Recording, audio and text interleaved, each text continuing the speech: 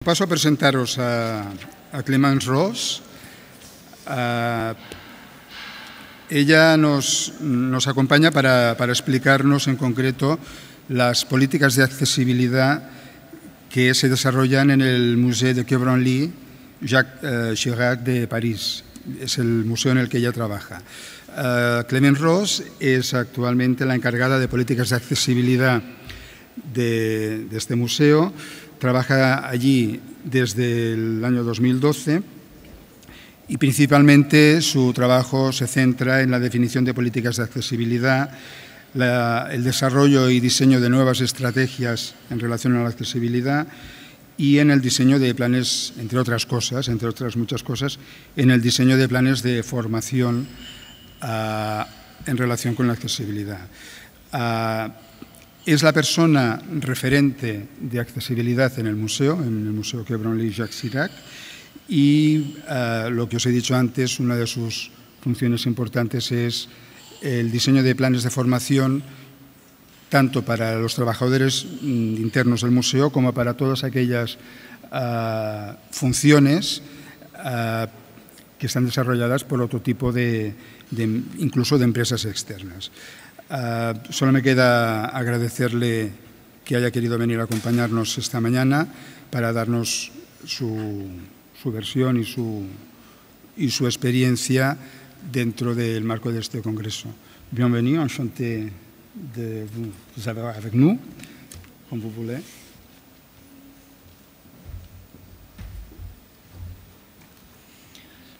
Hola a todos, bonjour a tous. Hablo un poco de español, pero voy a hablar en francés.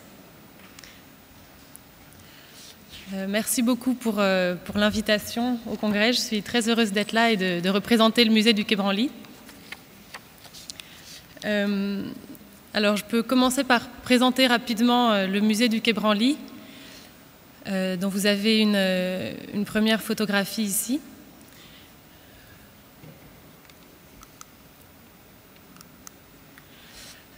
Alors, en quelques mots, le musée du Quai Branly est donc situé à Paris et présente les arts et civilisations d'Asie, d'Afrique, d'Océanie et des Amériques. Donc, c'est un musée d'art, mais aussi et surtout un musée d'ethnographie.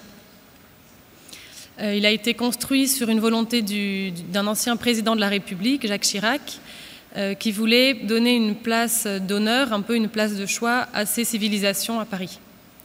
Il a ouvert en 2006, donc c'est un musée relativement récent, ce qui en termes d'accessibilité a été une chance par rapport à d'autres établissements beaucoup plus anciens.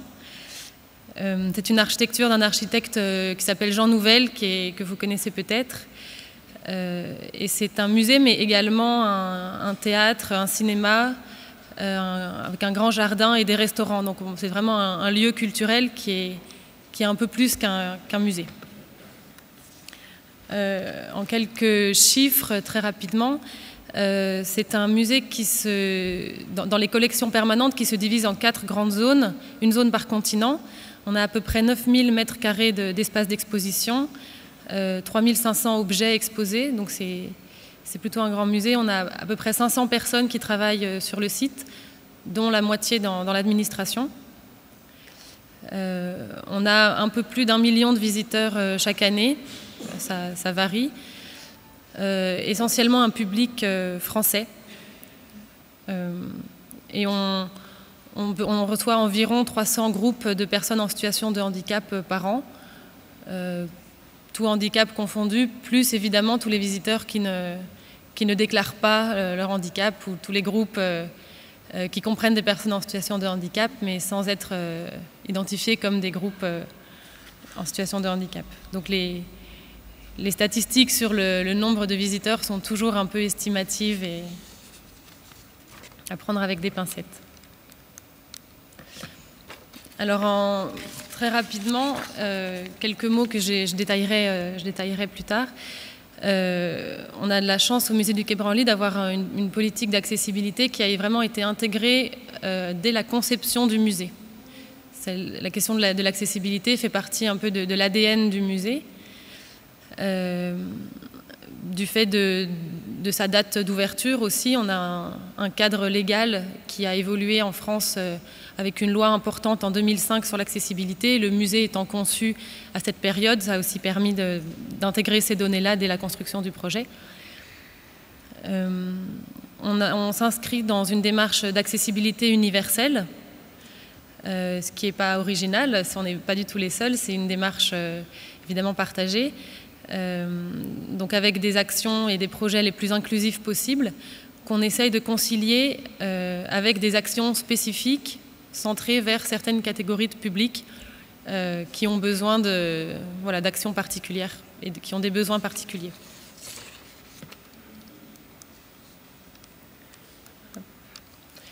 Alors je vais commencer par présenter rapidement l'organisation en interne au musée sur les questions d'accessibilité. Ensuite, je présenterai nos offres dédiées au public en situation de handicap, nos actions de promotion et de communication aussi ciblées vers ces publics, et puis quelques projets spécifiques. Donc je vais essayer d'être assez concise.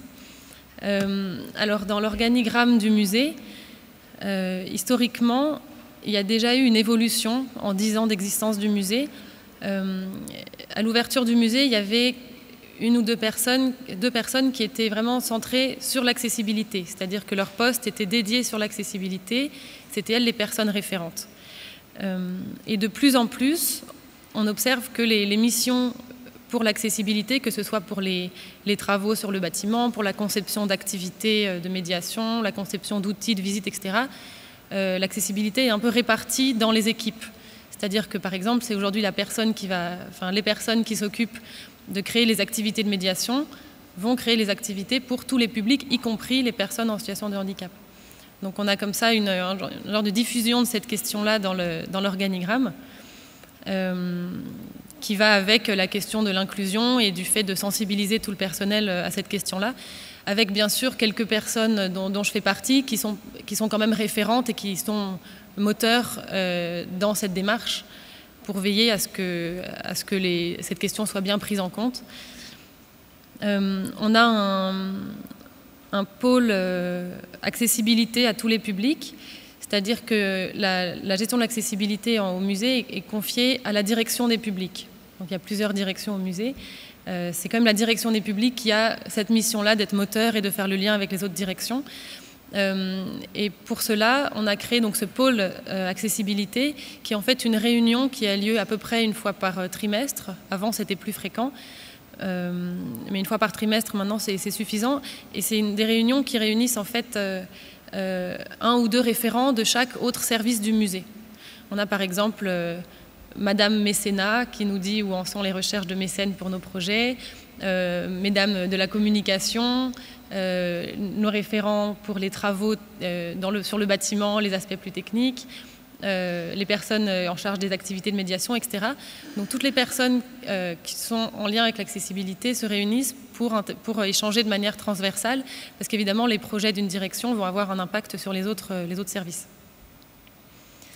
Et on a ensuite des partenariats associatifs, parce qu'une des règles d'or, à notre sens, de l'accessibilité, c'est vraiment d'échanger le plus possible avec les personnes elles-mêmes en situation de handicap via les associations. Ou pas via les associations, mais c'est souvent via des associations spécialisées. Si on réfléchit entre nous au musée, on peut avoir les meilleures intentions du monde, on tombera à côté de la plaque et il faudra recommencer. Donc si on n'associe pas les personnes elles-mêmes déficientes visuelles, sourdes ou malentendantes, les personnes elles-mêmes ayant un handicap moteur, etc., on va mal faire les choses. Donc on est très attentif à toujours garder un lien avec les associations et on les rencontre régulièrement, une fois par an, de manière très officielle. On rencontre des associations représentatives de chaque type de handicap pour leur présenter nos projets, pour avoir leurs conseils, leurs retours. Et après, entre chaque réunion, on échange au quotidien. On fait tester nos nouvelles brochures ou nos nouveaux dispositifs, etc. par un réseau de personnes elles-mêmes concernées qui nous font leurs retours pour être sûr de bien faire les choses et que ce ne soit pas seulement des bonnes intentions. Donc voilà pour l'organisation interne. Je pourrais y revenir bien sûr si vous avez des questions plus tard. Là j'essaie d'aller assez rapidement parce qu'il y a beaucoup de choses. Mais alors en termes d'offres, donc que propose le musée pour les visiteurs en situation de handicap? Donc on a, dans la mesure du possible, comme je vous disais, une démarche d'accessibilité universelle. C'est-à-dire que dans la mesure du possible, on va essayer de proposer les mêmes espaces, bien sûr, mais aussi les mêmes moments, les mêmes activités, les mêmes outils de visite à tous les visiteurs. C'est-à-dire que dès qu'on crée un audio-guide, par exemple, ou un livret de visite, on va se demander, ou un atelier ou une visite, par exemple, on va se demander à qui va être accessible cette visite, comment la rendre accessible au plus de monde. Et ça donne des activités qui sont très inclusives. Voilà, on a par exemple, là sur les photos, sur les images, on a des photos d'ateliers, d'activités. Donc une visite guidée qui est multisensorielle, c'est-à-dire qui comprend dans son parcours des éléments à toucher, des enregistrements de musique à écouter, un voile aussi de femme à essayer comme ça sur soi. Donc c'est une visite polysensorielle qui permet de répondre aux besoins de très nombreux visiteurs. Sur la photo du milieu, c'est un atelier de musique, donc de musique du Mali en l'occurrence. Et la musique étant un formidable moyen de médiation, c'est aussi une des activités les plus inclusives qu'on propose pour vraiment les visiteurs de tous âges. Et pour les personnes déficientes visuelles, évidemment, ça fonctionne bien. Les personnes aussi qui ont un handicap mental, l'atelier est aussi conçu pour elles. Et puis même les personnes sourdes peuvent ressentir les vibrations. Donc ça, c'est un exemple d'activité qui est un de nos best-sellers parce qu'on le propose vraiment à un public très large. Et puis on va avoir des rencontres aussi plus ponctuelles dans le noir, par exemple, autour d'un objet qui sont dirigés par un conférencier lui-même aveugle.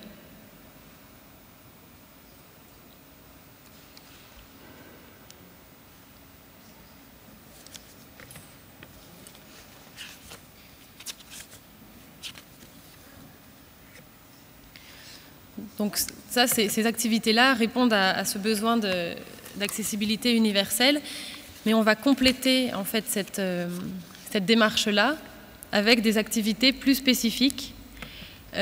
Donc ces activités-là et ces outils n'ont pas vocation à être inclusifs.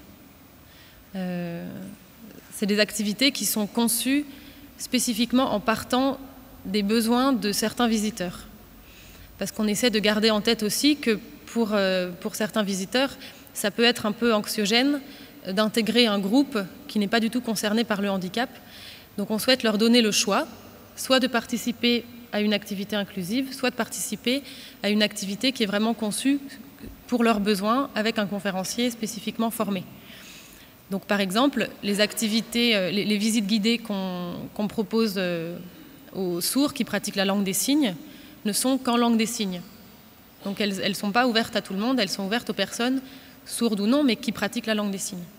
Parce que ça répond à un besoin et à une demande de ce public-là, parfois. On a aussi des visites descriptives et tactiles, par exemple. Donc on va avoir une conférencière qui propose de toucher certains objets, qui va prendre le temps de décrire chaque objet présenté pour permettre aux personnes déficientes visuelles d'avoir une visite adaptée à leurs besoins. Mais ce qui fait que pour les autres visiteurs qui ne sont pas concernés par le handicap, la visite peut être un peu ennuyeuse. Donc ils peuvent venir, mais ce n'est pas une visite qui est conçue pour eux. Voilà, on va aussi avoir des visites guidées de nos expositions, adaptées aux personnes déficientes intellectuelles, avec un discours simplifié, moins d'objets, plus de pauses entre les objets, etc. Donc c'est des activités qui, encore une fois, n'ont pas vocation à être inclusives.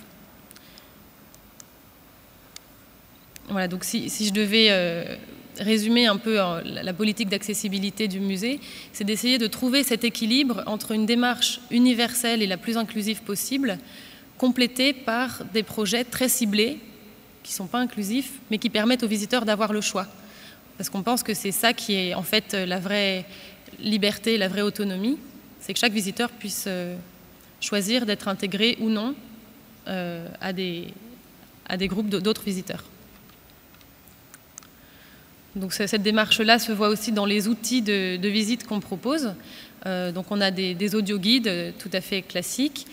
On va avoir aussi une application sur iPad qu'on appelle les experts Québranly et qui est en fait conçue pour les enfants et dont le présentateur, en quelque sorte, c'est la personne que vous voyez sur l'image de gauche, où on voit un homme qui s'exprime en langue des signes.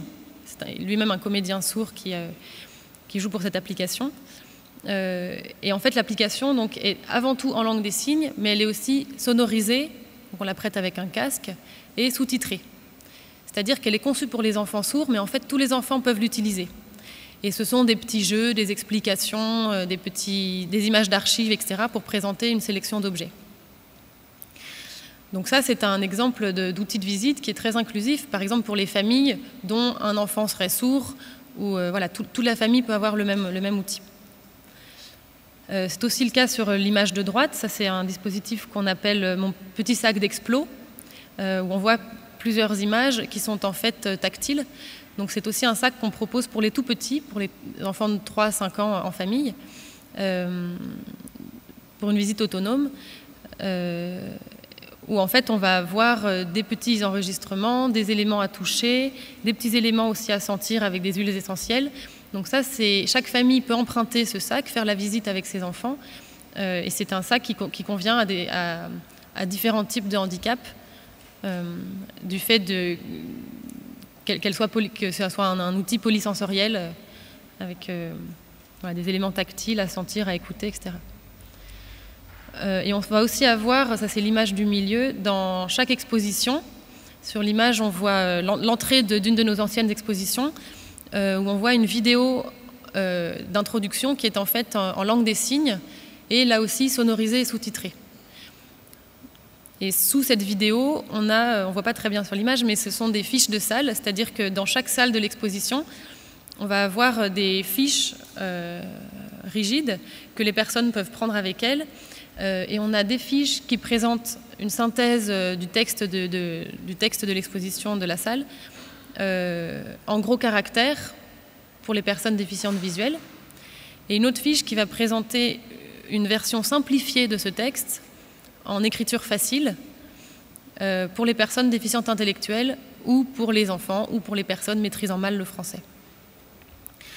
Voilà, donc cet aspect-là de l'accessibilité de nos expositions, c'est aussi une manière de rappeler une chose qui est très importante pour nous, c'est que dès qu'on conçoit un outil de visite ou un dispositif pour les personnes, par exemple malvoyantes ou déficientes intellectuelles, ou enfin, pour des visiteurs bien précis, ça va en fait améliorer l'expérience de visite de tous les visiteurs. Ça, c'est une règle qui se vérifie systématiquement. Dès qu'on propose une version simplifiée des textes, par exemple, ça va aider beaucoup de visiteurs à comprendre les textes. Dès qu'on propose des éléments à toucher, ça va aussi aider beaucoup d'autres visiteurs à comprendre l'objet et à s'approprier les contenus. Donc cette recherche qu'on fait de médiation pour les personnes en situation de handicap, c'est une réelle richesse et une source infinie d'idées et de nouveaux projets qui améliorent l'expérience de visite de tous. Ça se vérifie à chaque fois, et c'est aussi une façon d'ouvrir un peu l'esprit et de faire de la sensibilisation des personnes non concernées par le handicap, mais qui peuvent se dire c'est formidable de pouvoir toucher un objet, et c'est formidable que les musées aient cette démarche-là. Donc il y a aussi un aspect de sensibilisation du grand public dans la proposition de toutes ces offres pour les personnes en situation de handicap.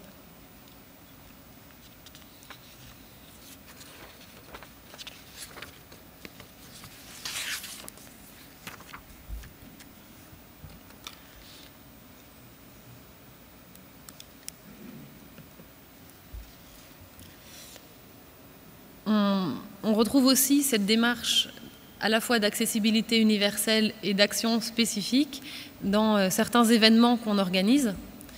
Donc on organise tous les 2 ans au musée la semaine de l'accessibilité. Donc c'est un événement sur une semaine qui est avant tout conçu pour les personnes en situation de handicap, tout handicap confondu, et enfants et adultes évidemment, avec évidemment comme objectif de leur proposer une programmation variée, de bonne qualité, gratuite.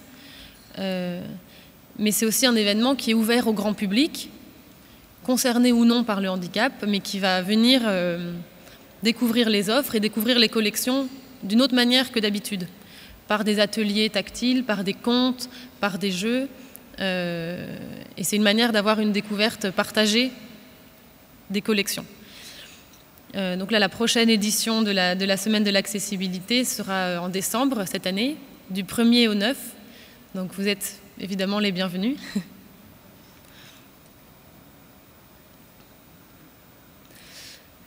On organise aussi au musée des événements évidemment pour le grand public, pour les vacances scolaires ou pour des événements festifs, etc. Et lors de ces événements, on a une vigilance aussi à programmer quelques activités qui vont être accessibles aux personnes handicapées pour qu'elles n'en soient pas exclues.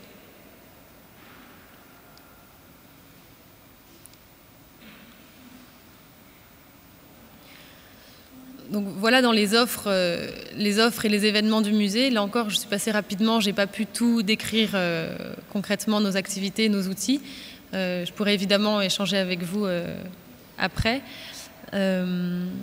Si ça vous convient, je vais passer à la manière dont on communique sur toutes ces actions. Parce qu'évidemment, dans l'accessibilité, on a différents degrés. Il y a l'accessibilité au bâtiment, bien sûr. C'est la base. On a aussi l'accessibilité au contenu, dont on va beaucoup discuter pendant ce congrès, et aussi évidemment l'accessibilité à l'information. Parce qu'on peut faire les plus belles offres du monde et les plus beaux lieux du monde, s'il n'y a pas les outils d'information ciblés, ça peut être inutile et ce serait dommage. Donc voilà, on va communiquer sur l'accessibilité de différentes manières. Parce que le musée communique évidemment très largement via des affiches dans tout Paris, via la presse généraliste aussi, des achats publicitaires, etc. Mais toute cette communication un peu générale ne va pas forcément permettre aux personnes en situation de handicap de se sentir concernées. On sait très bien que certains visiteurs, par exemple les personnes déficientes visuelles, par exemple, vont avoir tendance à regarder plutôt des plateformes d'information spécifiquement pour elles, où elles sont sûres de trouver une information de qualité, où il y a un effet de bouche à oreille qui est très important, et ne vont pas forcément aller voir sur les sites internet de tous les musées qui fait quoi.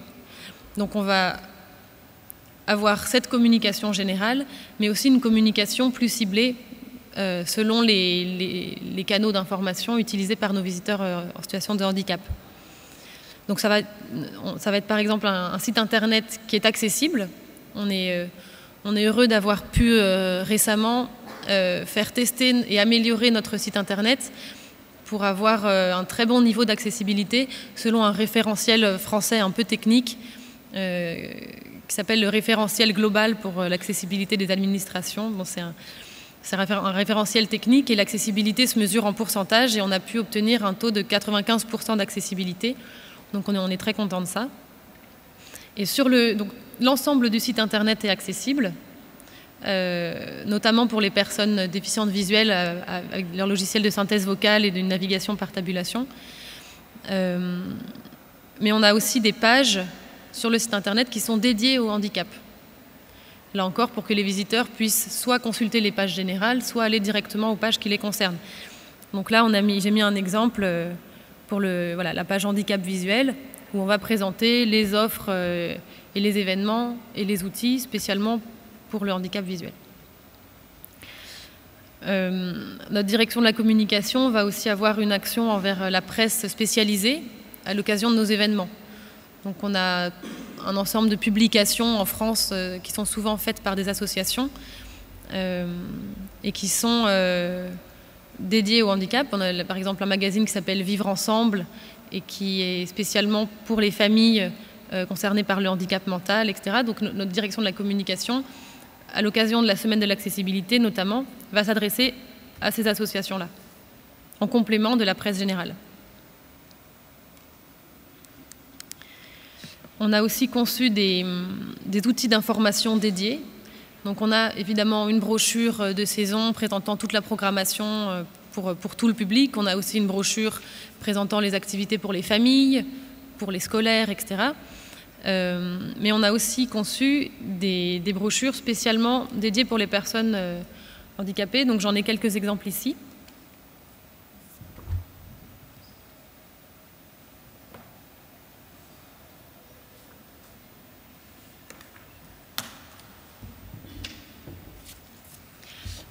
Voilà, donc ça c'est une brochure d'information pratique pour aider les visiteurs à préparer leur visite, qui va présenter comment accéder au musée, les prix, les horaires, les offres qu'on propose, etc., les espaces du musée. Donc c'est une brochure qui est très illustrée et qui est en gros caractères et qui est rédigée de manière très simple et qui est assez complète, qui reprend les informations du site internet et qui est en fait utilisée par beaucoup de visiteurs, pas seulement en situation de handicap. Et pour compléter, on a des petits guides qui vont être par type de handicap. Donc par exemple celui-là, c'est un petit guide, donc un format plus léger, qui est conçu en écriture facile à lire, donc d'une manière ce qu'on appelle le facile à lire et à comprendre. C'est un ensemble de normes qui permet de rédiger très simplement pour les personnes qui ont une déficience intellectuelle. Donc on a ce petit guide, c'est les informations pratiques pour s'adresser directement à une personne déficiente intellectuelle et pas à son accompagnateur, parce qu'on constate aussi qu'on a tendance à toujours s'adresser aux parents des enfants handicapés ou à leurs accompagnateurs.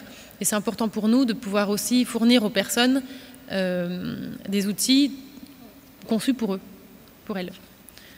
Donc voilà, ça c'est un outil qui est rédigé, vous voyez, avec vraiment des phrases extrêmement courtes et des grandes images, et qui a été conçu en partenariat avec une association spécialisée dans le handicap mental. Donc voilà, c'est un exemple d'outil qu'on a vraiment fait tester par des personnes déficientes intellectuelles dans le choix des mots, le choix des images, pour être sûr que ce soit bien fait. Voilà, puis on a aussi un petit guide présentant les offres pour les personnes sourdes et malentendantes.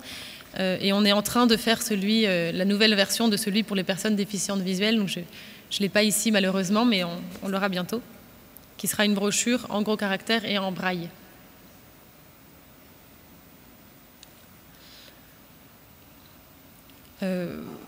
Voilà, et on envoie aussi pour communiquer par email des newsletters, donc on envoie à tous les publics, et on a aussi une newsletter spécifique concernant l'accessibilité.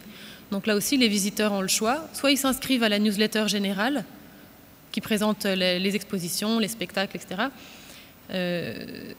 soit ils s'inscrivent à la newsletter spécifique, qui présente uniquement les informations concernant l'accessibilité et les offres pour les personnes en situation de handicap. Donc on va avoir une partie pour le handicap mental, une partie pour le handicap visuel, une partie pour les personnes sourdes, etc. dans cette newsletter. Donc là encore, on retrouve cette idée de communication générale ou de communication ciblée. C'est les visiteurs qui choisissent comment ils s'informent.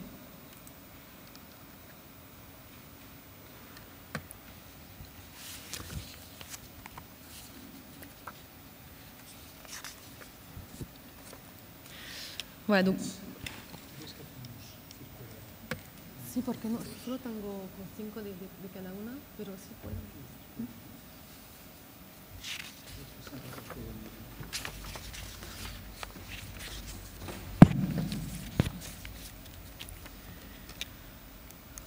Donc, pour communiquer, on a aussi une vigilance à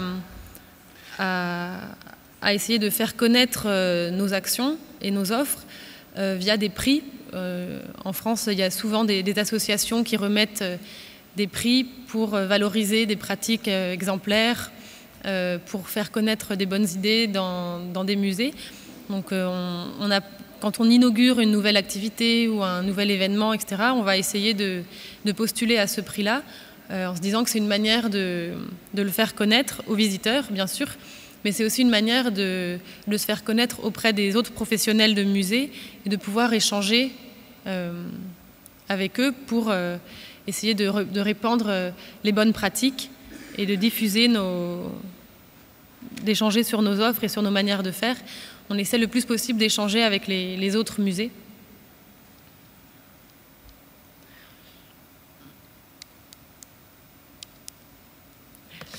Voilà. En termes de communication, on a aussi bien sûr un interlocuteur au musée qui est identifié et avec un numéro de téléphone et une adresse mail spécialement pour l'accessibilité, où les personnes peuvent poser leurs questions et on a une permanence où ils sont sûrs d'avoir une réponse dans les quelques jours.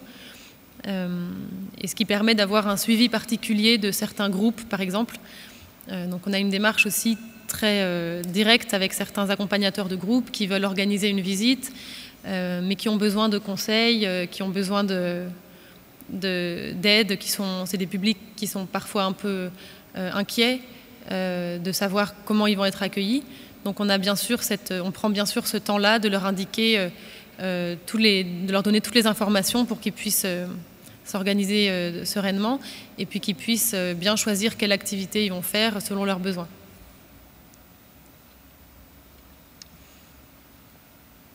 Voilà, on a parlé ce matin du coût aussi de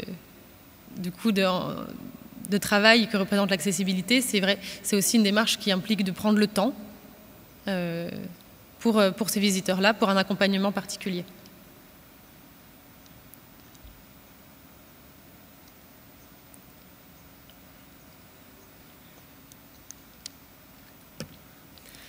Alors, pour compléter, là, ce que je vous ai présenté, ce sont des choses qu'on propose évidemment au musée tout au long de l'année, en permanence. On a aussi des projets plus spécifiques de partenariat avec des associations, par exemple, pour des visites au musée ou pour des visites dans leurs murs. C'est-à-dire qu'on a aussi des programmes pour les visiteurs qui ne peuvent pas venir au musée, dans des foyers d'accueil, par exemple, ou dans des hôpitaux, etc., pour délocaliser le musée.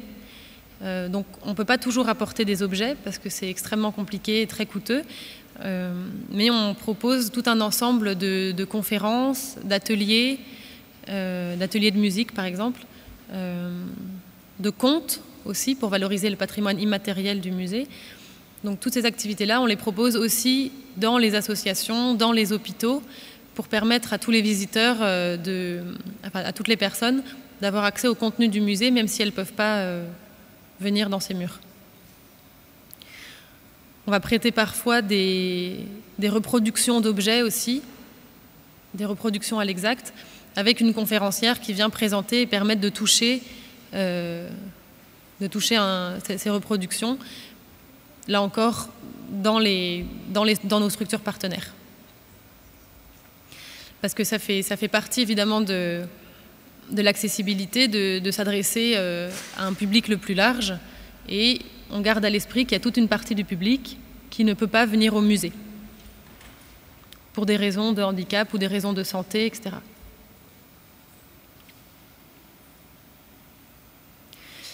Ces missions-là, c'est aussi parce que le musée du Quai Branly est un musée public, c'est un musée national, et donc ça fait partie des missions confiées au musée par le ministère d'avoir ces actions d'accessibilité.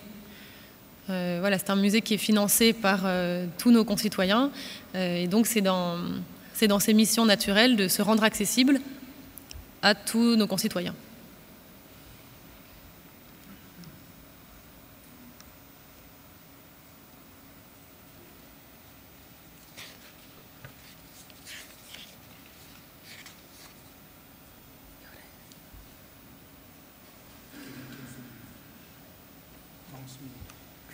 Casi acabado. 2 minutes. Alors pour terminer, je précise qu'on a la chance en France, en tout cas pour l'instant à Paris, d'avoir beaucoup d'échanges avec nos collègues des autres musées. On a un groupe de travail qui a été créé par le ministère de la Culture et qui regroupe les principaux musées d'Île-de-France. Pour l'instant, Île-de-France, on espère pouvoir accueillir des groupes du reste du pays plus tard. Et donc, c'est c'est un groupe de travail qui se répartit en fait en plusieurs groupes de travail. Donc certains référents de musées vont réfléchir sur comment communiquer auprès des visiteurs handicapés, d'autres vont réfléchir à comment aider les accompagnateurs de groupe à organiser leurs visites, d'autres à comment concevoir des outils technologiques adaptés, etc. Donc c'est des groupes de travail qui se réunissent tous les trimestres ou tous les mois entre musées pour pouvoir échanger sur les problèmes qu'on rencontre, pour pouvoir se conseiller aussi des prestataires ou des contacts, pour pouvoir réfléchir ensemble et éviter que les autres musées se trouvent confrontés aux mêmes problèmes que nous. Et je trouve ça essentiel entre musées d'avoir ces échanges libres et de ne pas du tout être dans une démarche évidemment de concurrence. Parce que bien sûr que si on habitue le public à développer ces pratiques culturelles, ça va bénéficier à l'ensemble des musées. Moi, j'ai l'impression que une des principales raisons pour lesquelles certaines personnes en situation de handicap ne viennent pas dans les musées sont parce qu'elles ont l'impression que les musées ne font pas de démarche. Il y a une forme d'autocensure. Donc si on réfléchit entre musées et que tous les musées en même temps se rendent plus accessibles, tous les musées ont à y gagner, je pense. Donc c'est important d'échanger entre nous et d'échanger les bonnes pratiques. C'est aussi pour ça que je suis très heureuse d'être là. Donc, autre exemple de projet qu'on a fait avec ces groupes de travail du ministère, c'est une collection de guides pratiques. Je sais que vous en avez ici aussi. Voilà, par exemple, cet ouvrage qui a été conçu par le ministère pour les musées, en collaboration avec les musées, qui est destiné aux personnes qui conçoivent les expositions et qui va répertorier toutes les choses à bien prendre en compte au moment de concevoir une exposition. Donc ça s'adresse aussi à des personnes qui ne sont pas forcément sensibilisées à l'accessibilité, mais qui sont scénographes ou architectes, etc. Donc on essaie de diffuser le plus largement possible sur des choses très concrètes, de largeur de porte ou comme évoqué ce matin, de hauteur des textes, etc. Donc c'est un guide pratique qu'on essaie de diffuser à nos collègues. Je l'ai ici si certains veulent le voir après la conférence. Et on a aussi réalisé une série de films qui s'appelle La Visite. Vous voyez l'image en bas à droite où on voit deux femmes qui observent une vitrine. C'est en fait une série de 10 petits films qui a pour thème la visite au musée de personnes déficientes intellectuelles. Donc chaque film est réalisé dans un musée. Là, l'image que j'ai mise, c'est au musée du Quai Branly, mais il y a aussi les autres musées de Paris, pour montrer des personnes déficientes intellectuelles dans leur visite, qui échangent avec nous, qui donnent leurs impressions, etc. C'est une collection qui est très belle et qui permet d'être un peu au cœur de l'expérience de ces visiteurs-là.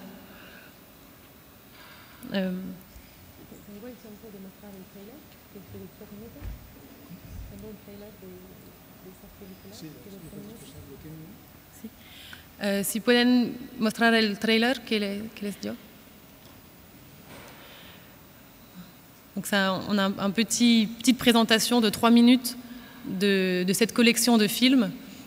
Après, j'ai terminé ma présentation et on pourra, si vous voulez, échanger si vous avez des questions.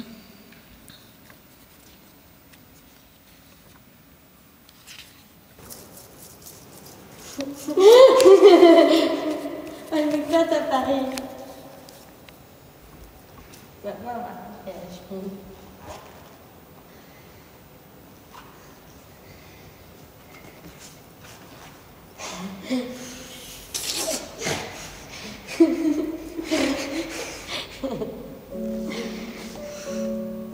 Qu'est-ce que tu vois?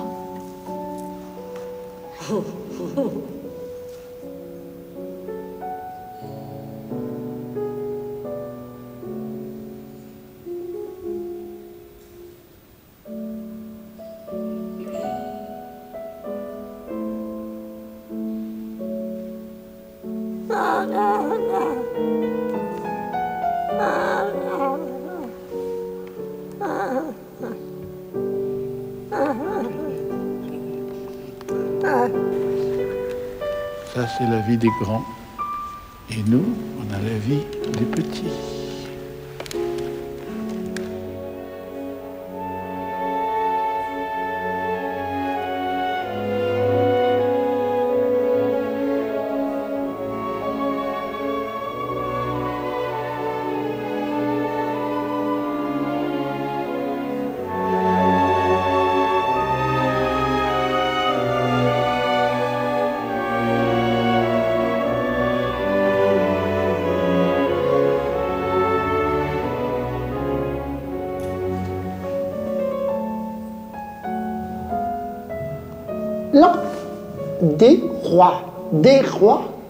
Des rois, coupés tête.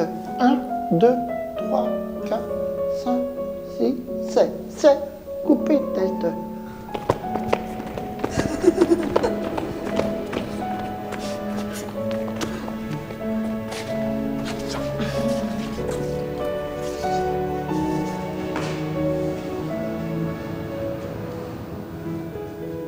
Pas ici, les gens, pas corps, non, pas vrai, non, faux. C'est quoi ta question? Tu veux que je te pose une question? Ah, c'est toi, là. Tu veux que je regarde dans mon petit carnet et que je te pose des questions? Non, mais qu'est-ce que tu fais, toi? Pose des questions sur moi. Ouais, parce que j'essaie d'apprendre à te connaître, savoir qui tu es. Moi, je connais par cœur, je m'appelle Julie Duchesnay. Alors, tu es qui, Julie Duchesnay? C'est une personne que j'aime beaucoup, c'est moi.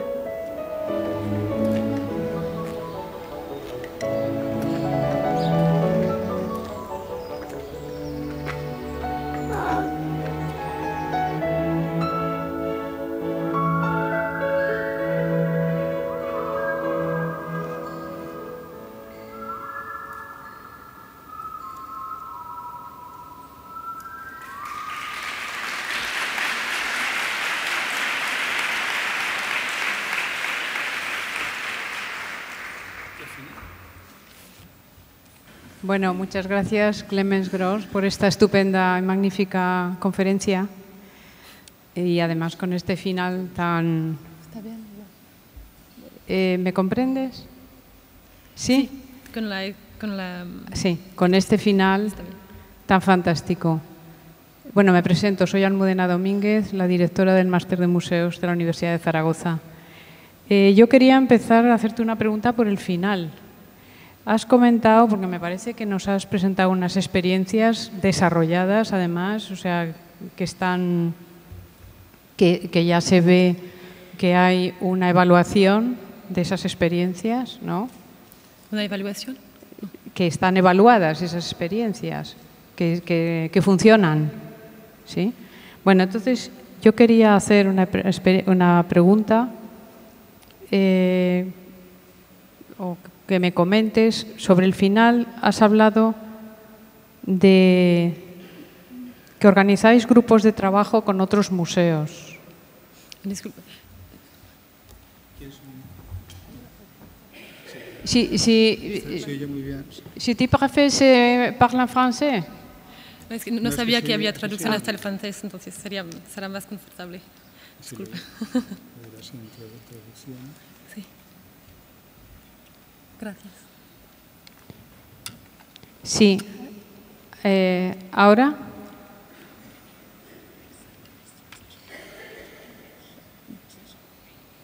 ¿Ya puedes escuchar? Okay. Yes. ¿Sí? Disculpe. ¿Puede repetir la pregunta? Sí. Disculpa. Tú has hablado de que organizáis grupos de trabajos con otros museos. Sí. Y para desarrollar herramientas tecnológicas y evitar duplicidades sin competir entre los museos. Bueno, ¿realmente esto lo conseguís? Supongo que te refieres a museos de París.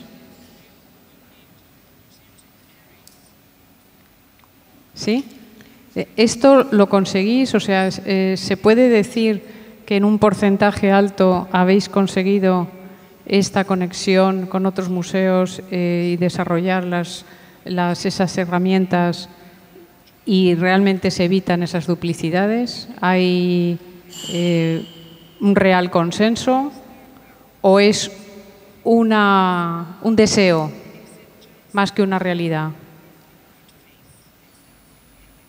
No sé si has comprendido. Sí, ¿Sí? I think, je crois que c'est clair. On a effectivement des échanges très libres avec les autres musées pendant ces réunions. On échange très librement sur toutes les questions qui peuvent nous poser problème. On peut se conseiller des prestataires, on peut dire sincèrement si un de nos projets n'a pas fonctionné, le dire à nos collègues en disant ça n'a pas fonctionné, on cherche à comprendre pourquoi, aidez-nous à comprendre pourquoi ça n'a pas marché. Donc on a vraiment des échanges très libres, mais c'est surtout au niveau entre référents d'accessibilité des musées.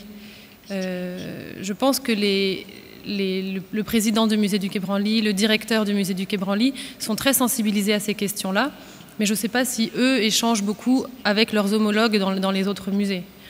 Il y a un sujet qui reste complexe à échanger entre musées, c'est les bases de contact. Parce que c'est assez logique que chaque musée développe son réseau de visiteurs, ses bases de contact. Et ça aussi, surtout pour des raisons légales, on ne peut pas les échanger entre musées. On ne peut pas bénéficier des contacts développés par un autre musée, aussi parce qu'on n'a pas le droit de le faire. Mais à part cet aspect-là, voilà, on échange assez librement. Après, est-ce qu'on a réussi à du coup, tous les musées parisiens développer des outils accessibles, etc. Non, pas encore, évidemment. Je pense que ce ne sera jamais le cas. L'accessibilité universelle, c'est un idéal. On essaye tous de l'atteindre.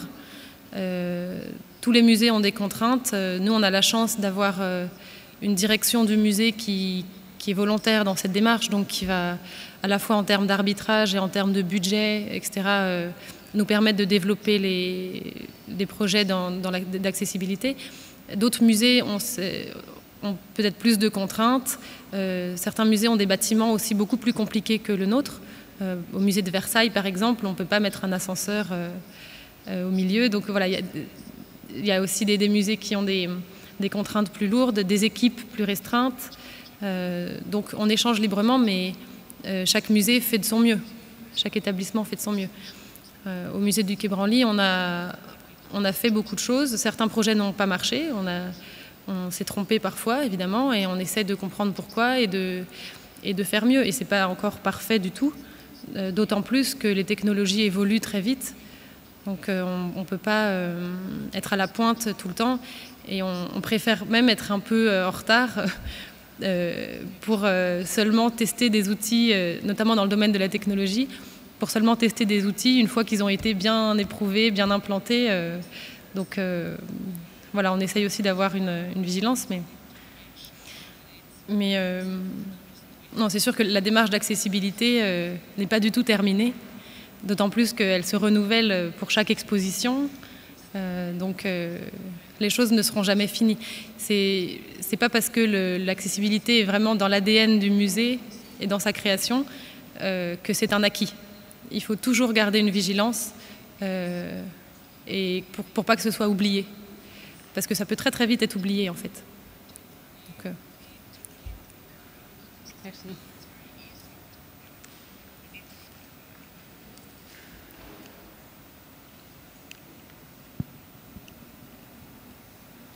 Hola, Clemens. Voy a hablar en castellano también. Yo soy Viviane Sarraf, de Brasil. Quiero preguntar si hay oportunidades de empleo para personas con discapacidad en el museo, si tu programa piensa en esta posibilidad, personas con discapacidad como educadores o como para recepcionar los visitantes, y si también ustedes tienen guiones de visita para personas con sordoceguera.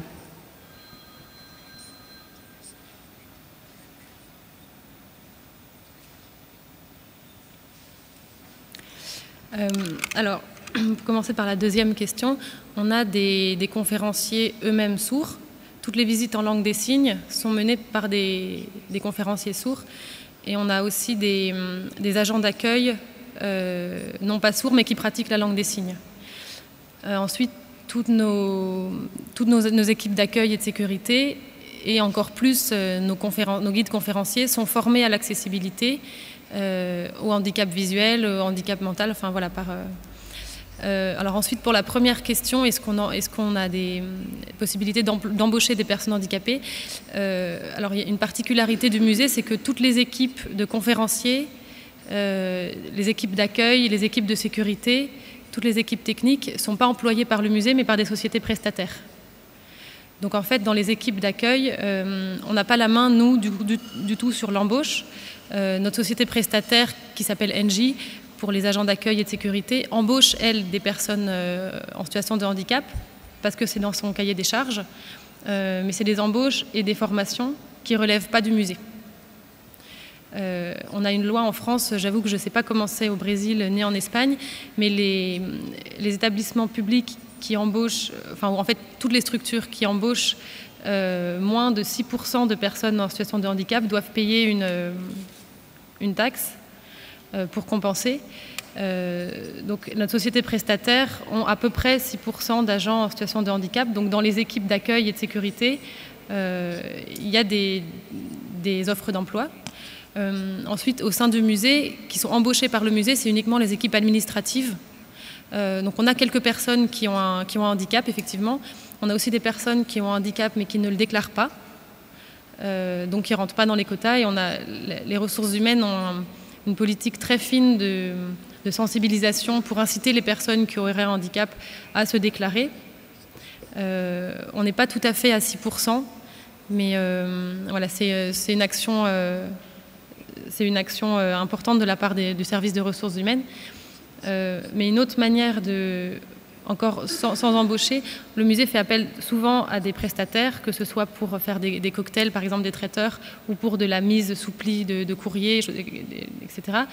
Et pour ces contrats-là, dans la mesure du possible, on va essayer de faire travailler des centres de travail ou des structures qui elles-mêmes embauchent des personnes handicapées.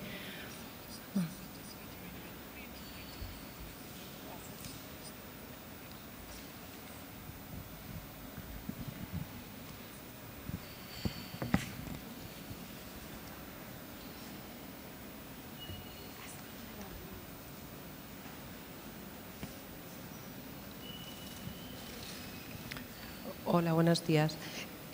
Clemence, yo soy una ciudadana ciega total, que me gusta el arte y por lo tanto cuando voy a una ciudad, porque también me gusta viajar, me gusta visitar museos. Si yo fuese como una turista más a tu museo, ¿qué podría yo ver en él? ¿A qué podría yo tener acceso? Gracias.